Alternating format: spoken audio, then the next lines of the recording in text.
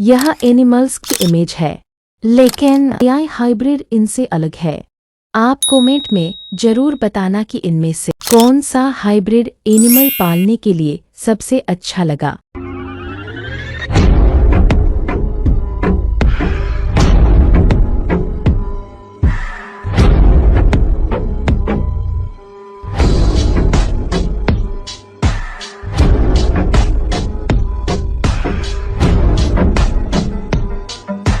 Last वाला देखने से पहले आप वीडियो को लाइक करके चैनल को सब्सक्राइब कर लो।